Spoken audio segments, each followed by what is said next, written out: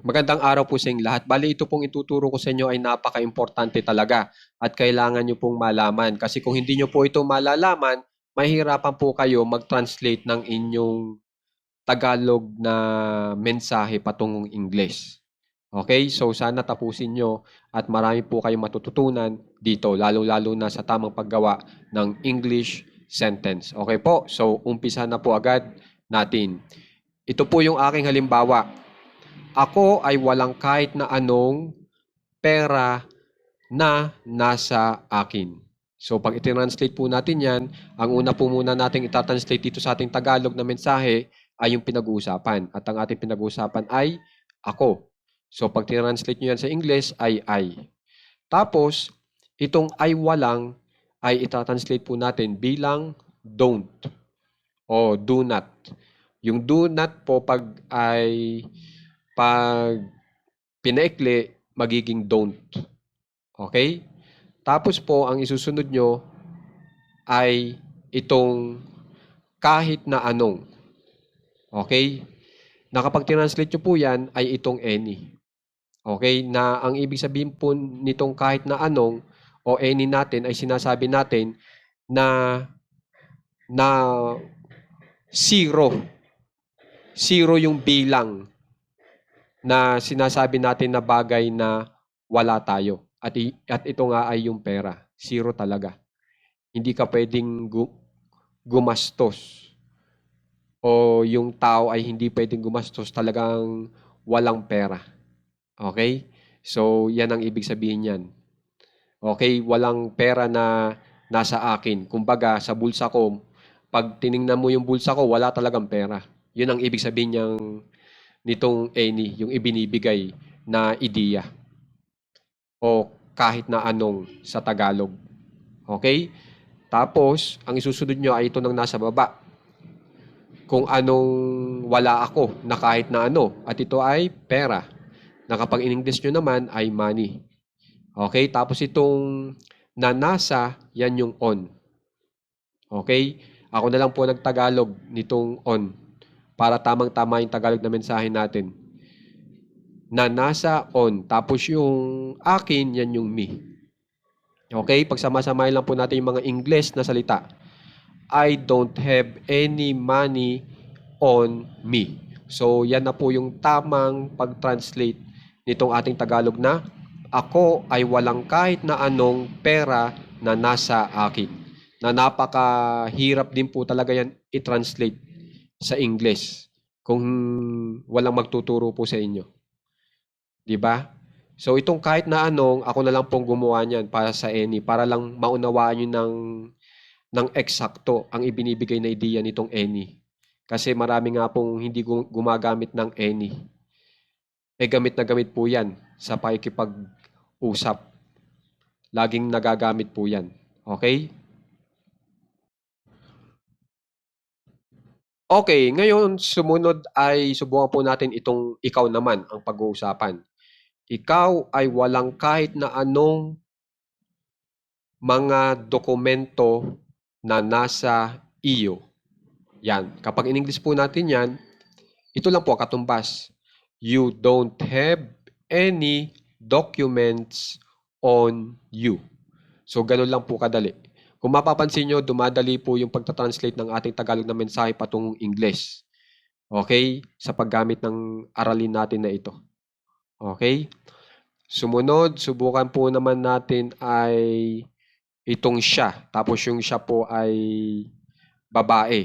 So pag ang siya ay babae, lagi ko itinuturo ay she ang gagamitin nyo. Pero kung yung siya ay lalaki, he. So gamitin po natin ay she para sa siya na kung saan ay babae. Siya ay walang kahit na anong lotion na nasa kanya. Ulitin ko, siya ay walang kahit na anong lotion na nasa kanya. Kapag in English po natin yan, she doesn't have any lotion on her. Her po ang gagamitin natin para sa salitang kanya kasi yung her po ay pambabae, yung him ay panlalaki. So pag ang ginamit nyo ay he dito, sa kanyo pa lang pwedeng gamitin yung him. Okay, kasi lalaki rin po itong him. Okay, so yan, meron naman po kayong panibagong natutunan. Iaayon nyo po yung gender o yung kasarian. Pag babae, ang ginamit nyo dito sa pinag-uusapan, dapat babae rin po yung gagamitin nyo dito sa baba. Kasi iisang tao lang naman sila. Yung tinutukoy po natin. Okay po?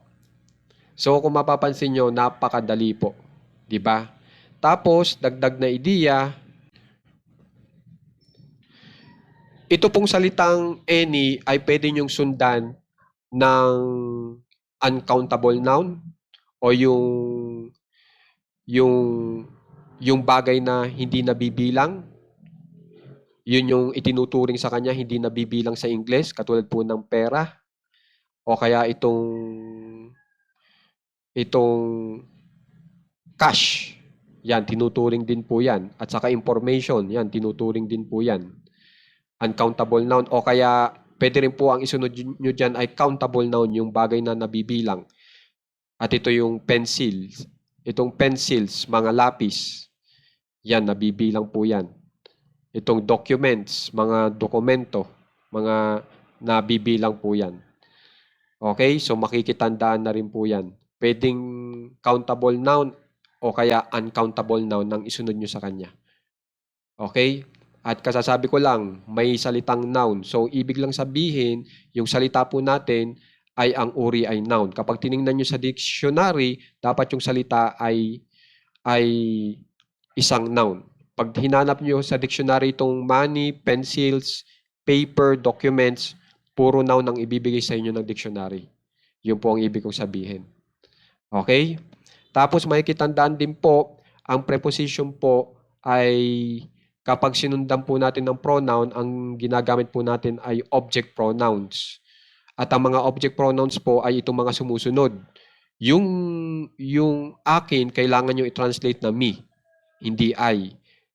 Yung iyo, you. Y-O-U. Tapos yung atin o amin, kailangan nyo i-translate bilang us. Yung sila,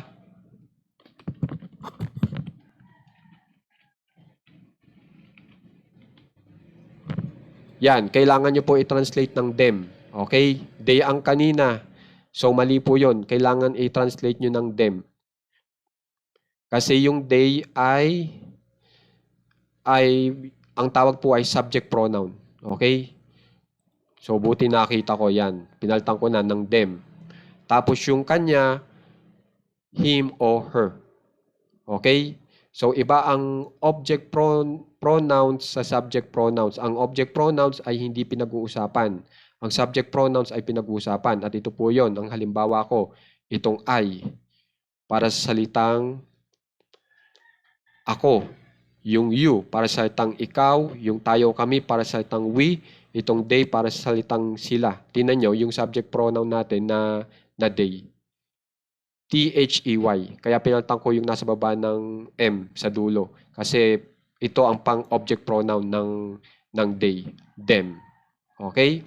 Tapos yung he o she, yan ay pang-subject pronoun para sa pinag-uusapan na tao. Okay?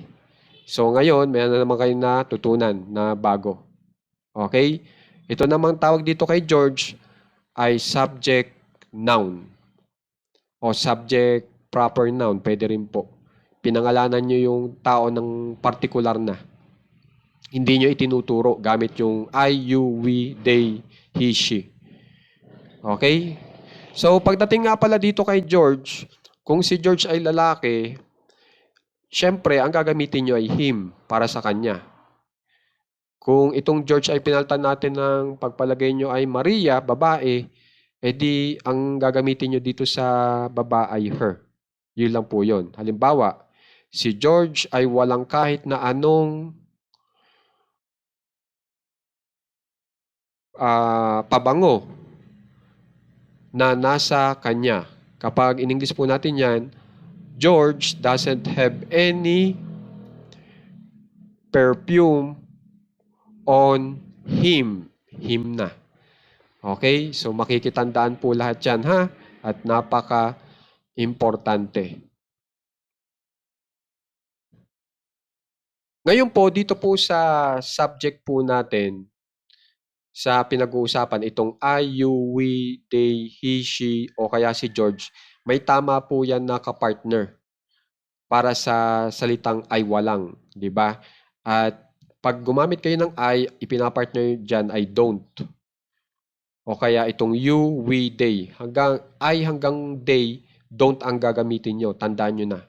Tapos pagdating sa he, she, o kaya si George na isa lang pangalan ang ginamit nyo na partikular, doesn't naman ang gagamitin nyo.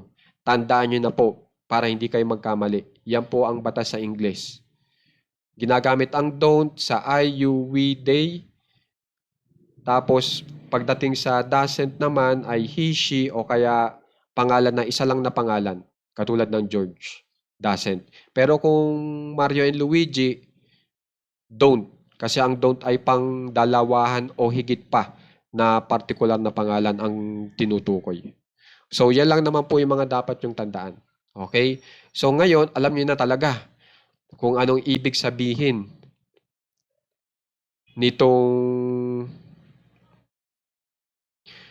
any, kahit na anong. Okay?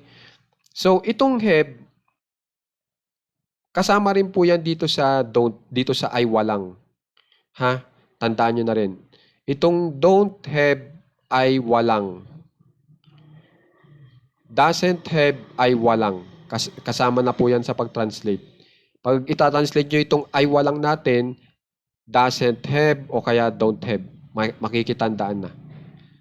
Okay? Itong have kasi ang ibig sabihin niyan yung possession. Okay? Pag sinabi pong possession, yan po ay patungkol sa pagmamay-ari. At sinasabi mo nga ay wala. Wala. Wala kang dala-dala nitong tinutukoy na pera, mga lapis, papel, mga dokumento, impormasyon, medisina, o wala kang dala o wala kang pagmamay-ari nito na nasa iyo. Ganun po ang ibig sabihin ng have natin dyan. Okay? So, makikitandaan na. Don't have, doesn't have. Baka yung iba dyan, paltan yung have ng has. Mali po yun. Mali po yun. Have po ang gagamitin nyo. Okay? Malalaman nyo pong have pag gumamit po kayo nito pong don't. Ang isusunod nyo po agad ay have, hindi has. So, tandaan nyo na rin yan. Okay? So, marami po kayong tatandaan, pero pag natandaan nyo po ay talagang alam nyo na mangyayari. Talagang pagaling po kayo sa English. Di ba po ba? So, sana makiki-practice po itong ating aralin kasi napaka-importante at maraming salamat po talaga doon sa mga nagsasubscribe sa ating page para magbigay tulong po sa page natin at doon sa mga naglalike at nag-share para makita rin po ng iba yung page natin at doon po sa gumagamit ng ating Shopee link ng ating page para bumili po ng item, mapa-item sa page natin o sarili ninyong item. Maraming salamat po para magbigay tulong. Nakakapagbigay po kasi yung link na pag ginamit nyo po kasi yung link, nabibigyan po ng konting commission po yung ating page. Okay? Maaaring minsan ay 3 piso, minsan 2 piso, minsan nakaka-5 piso, kaya napakalaking bagay na rin po nung yung tulong na iyon. Yung pagbili nyo po sa Shopee nyo gamit yung link po natin na walang dagdag presyo po sa inyong bibilhin na item. So maraming salamat po. Okay? So mag-aral ng maigi ha. Talagang pinag-iisipan ko po ng maigi para maturuan ko po kayo sa madaling pamaraan para matuto po kayo makapag-English agad. So tandaan nyo na, kahit na anong, any. Okay po? At alam nyo na ang ibig sabihin ng any, ha? Na ang ibig sabihin ng kahit na anong ay wala ka talaga nitong bagay na ito. Okay? Na kunyari pera, mga lapis na nasa iyo. Okay? So maraming salamat po.